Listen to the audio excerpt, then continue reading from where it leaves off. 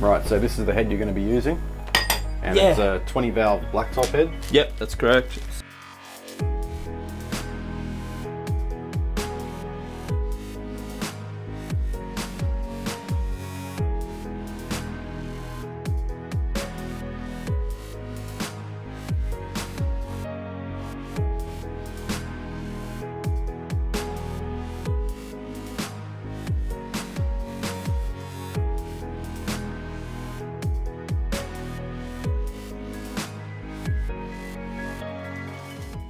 Yeah, 20 valve blacktop.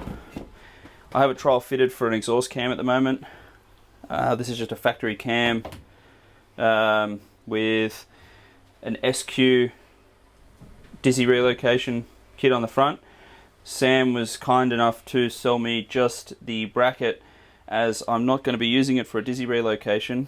I'll be mounting a mechanical fuel pump to the front of this. So I'm currently in the process of adapting a Waterman Racing mechanical fuel pump. I believe this is a 7 gallon.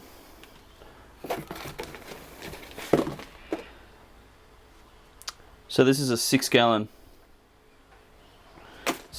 a minute fuel pump. So this was an ultralight version that they made for higher flow. So they only made a small run of these, but I managed to get my hands on one. Cool. Basically, this will mount on the front like so, with either way. And this is how it'll sit in the car. This will remove the necessary need for multiple fuel pumps to run in the vicinity of 800 horsepower. So that's basically how it'll sit. It'll probably be up just a touch as I make an adapter for this here. And here's the spline drive that will basically be adapted to the front of this Toyota cam gear. So that will be behind that. This will just slide onto the front and bolt onto a ring adapter. Yeah. I'll trim this down a little bit and make it look a bit pretty. I might even get this black anodized. But yeah, so that's the next step at making a reliable fuel source for the cylinder, for the 800 horsepower that I'm going for. Yeah, for making big power. Yeah. So as far as the head specs goes, are you going to go for like a turbo cam or like a larger duration cam? What's the I've had great success with a 272 Kelford. I had a set of 292 I believe they were Toyotas, and I was finding a lot of valve float with those at the boost pressures that I was running. Obviously, boost pressure on the backside of the valve drops your your valve spring pressure. Say you have a quick example is if I have a valve like so, and I have 30 pounds of boost pressure in the manifold. That's common to the backside of this valve. So just out of instance, if I had a 1-inch diameter head of my valve, and I had 30 pounds of pressure behind it. So 1 inch is 1 psi is 1 pound per square inch. If that is a inch, you have 30 pounds on the backside of this. But if I have a spring that is only 60 pounds of seated pressure, so when the valve is seating inside the cylinder head and is actually sitting, it's sitting in this position, and it has 60 pounds of spring pressure. If I have 30 pounds on the back side, my effective valve spring seated pressure is 30 pounds. So, what does an engine require to run? A minimum of 40 pounds of valve spring pressure at 8,000. For every 1,000 RPM, you require 10 pounds more seated pressure. So, if I want to run 40 pounds of boost pressure at 10,000 RPM, you can start seeing where you need more valve spring pressure to keep that valve shut. Otherwise, the boost pressure will literally just blow the valve open when you don't want it to, which will then destroy your cylinder pressure. Yep. You can't control. So that's where you start going to something called valve float. As the valve returns to the seat, it will actually bounce off the seat, losing all that cylinder pressure. Right. Obviously, you have other forces like the cylinder, the piston, as it's compressing, it's actually increasing the cylinder pressure behind it, but there's a very small amount of time where the valve is shut, the piston is at bottom dead center transitioning over, and the boost pressure is blowing in as the valves come back to seat. If it floats off that surface, you have a very high risk of breaking valve springs, damaging the valve head as the piston hits it, all these problems. So the one thing you will struggle with in a 20 valve is finding valve spring pressure. Yep. Because it's such a small spring, I can't put a second spring in there. The issue that I had was the toter cams had too much lift and too much duration, and I was going into valve float. So on the dyno, we'd actually watch the power figure fall over with the more boost we put in it. Yep. And it wasn't due to turbo, because the turbo is rated to way more horsepower than we're making. So we came back to, I believed it was another issue. I thought it was a timing factor. I ended up going to a smaller camshaft. I went to a Kelford 272 from a toter, which was a 296. And I ended up making more power. So I think what I'm going to start with on this engine is the Kelford 272. Yep. So currently it's just got a standard cam in it now for trial fitting. Right, yeah.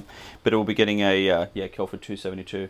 I think you were mentioning before, with a 20 valve, you've got less room for like a dual spring setup. Yeah. So like if you had a 16 valve, you'd have more spring options. Yes. So in a 16 valve, this is a Supertech 16 valve spring. This is for customer cylinder head. So if you look at the diameter, you can actually fit a secondary spring inside here, yep. Which is good because you can just get more spring pressure seated and open. Yep. And obviously you can get the good quality springs. A 20 valve has a problem. This is a 16 valve spring, and as you can see, it's nowhere near close to fitting inside the hole. And I need to still put a bucket in that. So a bucket needs to go around this. Yeah. So there's just no way that that's going to fit.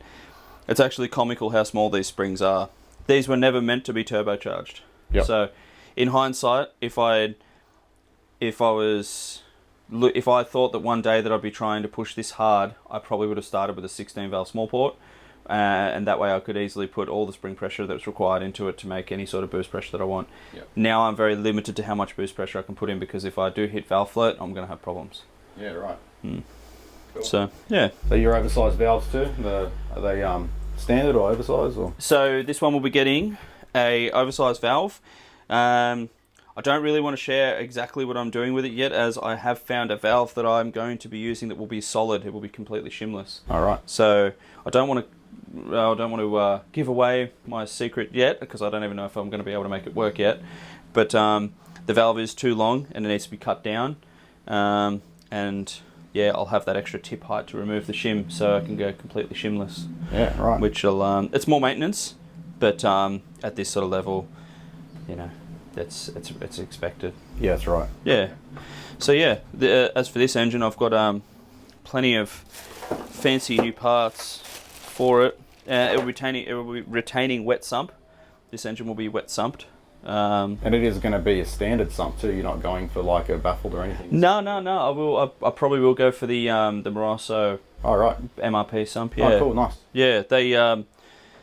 They seem to work quite well. They have the extra capacity, so which will be handy when at full throttle for an extended period of time. Right. Yeah. I think the only reason I said that was because I think you're running a standard sump now, aren't you? Currently running a standard sump, but back when I built the engine, there was no option. It was standard sumps. Yeah. So. With a 400 horsepower were you making before? Was it 400? Yeah, between 450, somewhere there. We sort of couldn't read it anything higher than 400 on the dyno. It just kept spinning the tyres. So and that was fine the way it was with that setup. You didn't have any problems, and I drifted that car massive G's sidewards and lots of throttle standing. It didn't seem to have an issue. Again, I have little things like this here. I do a rear head drain on the 20 valve. So there's a very strange void here in the 20 valve 4A, which actually goes in behind the cams and down to a very strange void that doesn't seem to do anything. So if you drill just in the right spot and put a fitting in, this acts the same as a small port 16 valve rear head drain. Right. So I've got the fitting in here. The only other problem we find with this fitting is you go through this hole here. So to mitigate that issue, I just put another little bolt in here. That also locks up this so it won't turn. I still have to trim this down. This is a titanium bolt, so I've got to be careful cutting it. So I haven't cut it down yet. Yeah, and so you're running the rear head drain. You're Yep. going to run that down to the fitting that you've tapped into the block. That's correct. So the fitting on the block is somewhere here. Yep. So you run a 90-degree fitting off here and a straight fitting into here. And that just helps to equalize the pressure from crankcase to cylinder head. It also acts as a drain.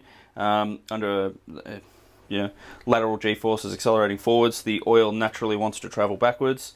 Once it hits the back of the cylinder head, it goes to two sides. You have a natural head drain on this side, nothing on this side, so this becomes the extra head drain to get that oil out of the cylinder head back into the sump. I believe that's a lot of the reason as to why I haven't hurt an engine bottom end yet, being the fact that I can get the oil down to the sump. A lot of guys are breaking oil pump gears, and that's because of cavitation. So the oil pump will actually suck all the oil out of the sump. It's all hung up in the engine, draining down wherever it might be, and there's two factors that cause that. Pressure up springs, so putting too much oil pressure into the engine. The relief valve inside the oil pump here, here's an oil pump I have here. The oil pressure relief valve, if you put too much pressure into it, what will happen is the oil doesn't leak out of this hole and back into the sump. It gets pumped through the engine. It's not necessary if you don't have the RPM or the load required. So again, a rule of thumb, an engine only needs very minimal oil pressure at idle, 10 pounds of oil pressure at idle to sustain itself. At 8,000 RPM, you need 60 pounds of oil pressure. For every 1,000 RPM after that, you need another 10 pounds of oil pressure. But in saying that, that's a rule of thumb. In saying that, I've run my engine to 10,000 RPM with 70 pounds of oil pressure. So, you don't need all that extra oil pressure unless you're revving the engine right out. So my oil pressure relief valve is circulating oil back to the sump very quickly rather than pumping it through the engine, especially into the cylinder head where it's unnecessary. You don't need that much oil in the cylinder head to keep it operating. So what guys are doing is they're putting too much oil pressure in the engines. The sump is draining dry. They're staying into the throttle. The oil pump gears unload because there's no pressure on. There's not pumping oil. They're pumping air. And then as soon as they get a big gust of oil again, as the oil comes down, they load up. And that loading and unloading, you can see it on the snouts of crankshafts. You'll actually see gouge marks on the crankshafts. And in the oil pump gears themselves, you'll see chatter marks. And that's where the oil pump has been getting cavitation. And eventually the oil pump can't sustain that and it will just explode. So if you can keep your oil in your sump, you're not going to break oil pump gears. It's a pretty known fact. Yeah. So with your oil pump gears, I know as of up until now, you've always run just standard gears. Are you going to stick with the standard gears, or? So currently I'm working on another project. This is a little side project to complement the engine that I'm building. Again, I do test everything that I make on my own engines until proven that they work. And once I can prove that they work, I'll release them out. So this is a project I've been working on here. This is a Toyota 4A oil pump, which is a genuine Aisin pump,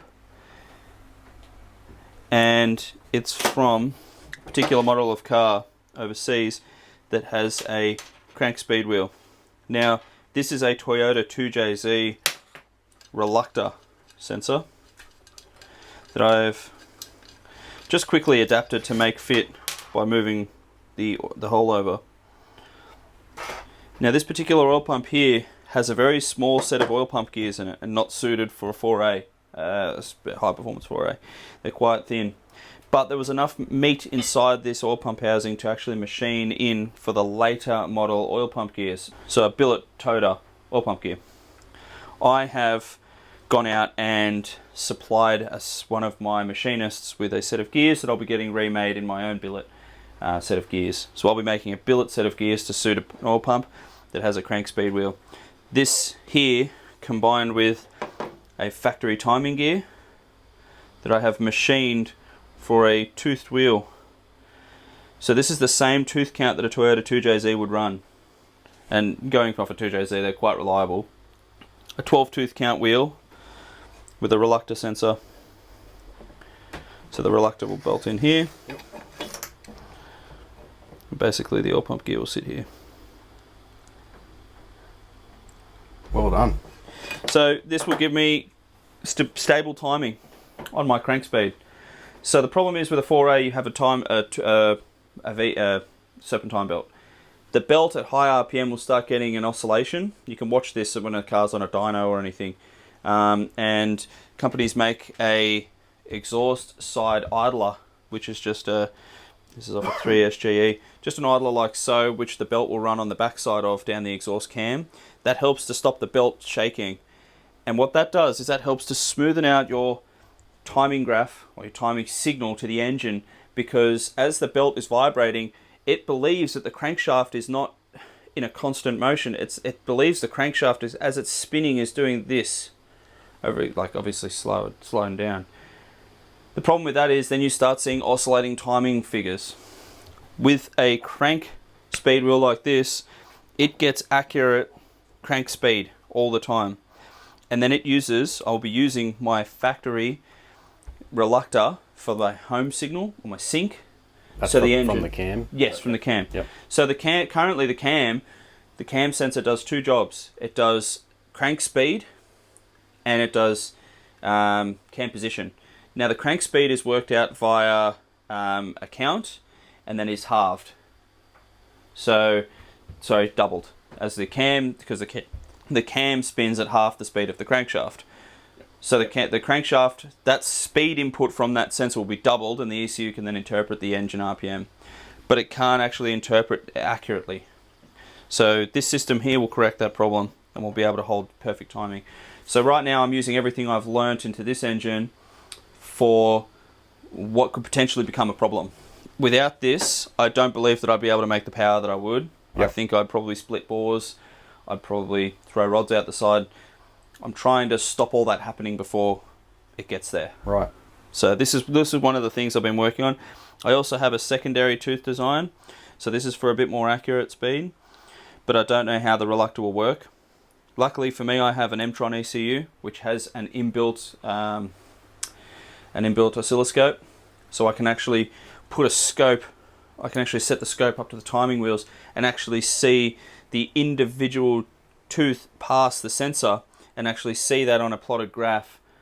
And if depending on the RPM that I desire to run at, this might suit, say, 9,000 RPM better than this. This might suit, say, 15,000 RPM. I'm not going to be running 15,000 RPM, so why would I use this wheel when I can use a more accurate wheel? It gets me more accurate timing. Yep. So I made two. Both of these will get tested on the engine. See which one works better. Yeah. So yeah, and the beauty of it is, once the car's on the dyno and I run it up, we can literally look at it and just say, yep, that's acceptable. The ECU isn't able to interpret the signal perfectly. If not, I'll have this mounted to another gear like this, and very quickly on the dyno, quickly pull the harmonic damper off, belt off, chuck the new gear on, put it all back together, change the tooth count in the software from 12 to 32, and then bam, I've got myself a car that just starts and runs as it would. Back-to-back runs on the dyno very, very quickly, probably within less than half an hour. Yeah. And yeah, accurate back-to-back testing. I've just got a question. Yeah. So the one that's on the gear there, did you say you've machined it out of the gear, or is it a plate that you put onto the gear? So you can actually see I've actually machined a small section from here.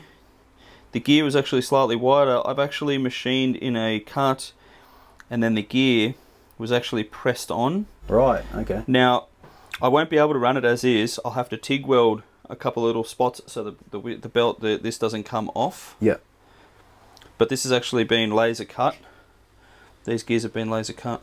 Yeah, so right there. So you've machined the gear, you've pressed it on, you're going to tack it on so it doesn't go anywhere. A couple little TIG welds, It's going to be pretty solid then. Yeah, so this whole assembly has been trial fitted to an engine with a crankshaft in it. Yep. I have a spare bottom end down here with a dummy crankshaft in it. Yep. So I test fit everything up to a dummy engine and trial that it all works.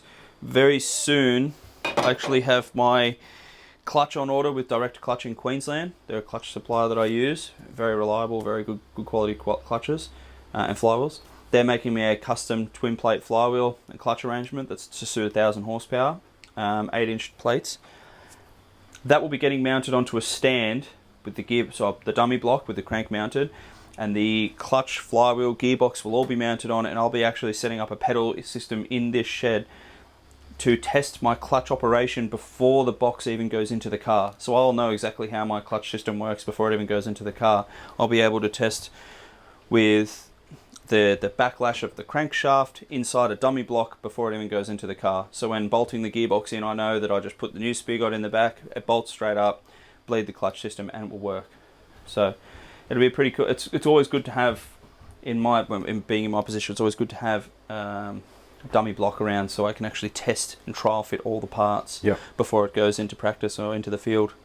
Yeah, very cool, man. Well, that'd be it for this video, guys. If you liked the video, be sure to like, comment and subscribe. And if you'd like to see part 3, where Matt gives us a closer look at his rod and piston combination, hit that notification bell. Thanks, guys.